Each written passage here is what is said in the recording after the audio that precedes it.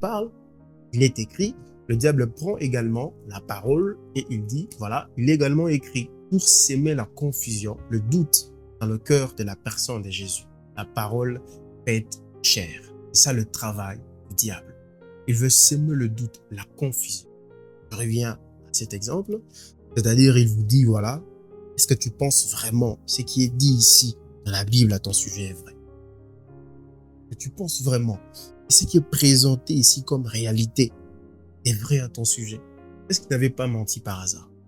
Quand même, en observant ta vie, en observant le problème que tu as, en observant le temps difficile que tu vis, en observant le combat que tu as, en observant la brutalité avec laquelle l'ennemi te combat, en observant les épreuves, les événements qui arrivent dans ta vie. Pense vraiment ce qui est écrit ici. Ça, c'est l'ennemi, hein, le diable qui te parle comme ça. Est-ce que tu penses que c'est vrai? À la fin, si tu n'es pas fort, si tu n'es pas enraciné, tu vas tomber. J'ai aimé la réponse de Jésus.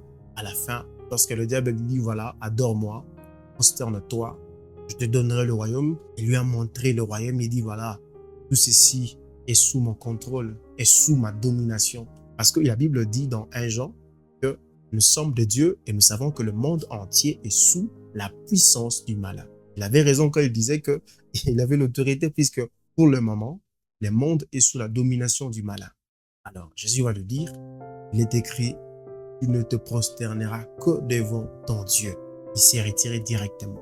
C'est-à-dire, si vous n'êtes pas enraciné, si vous n'êtes pas posé, si vous n'avez pas un fondement, une base, la parole de Dieu, le diable fera ici. Et directement, vous allez vous détacher de Dieu. Quand vous observez les différentes paraboles de Jésus, parmi ces paraboles, vous trouverez une parabole où il est en train de parler des grains qu'on jette sur la route, des grains qu'on jette dans les épines, voilà. Et parmi ce qu'il avait présenté comme illustration, vous verrez qu'il a dit, pour certains, la parole va monter, mais pour le souci du monde, pour le chagrin, le problème du monde, qu'est-ce que la personne va faire?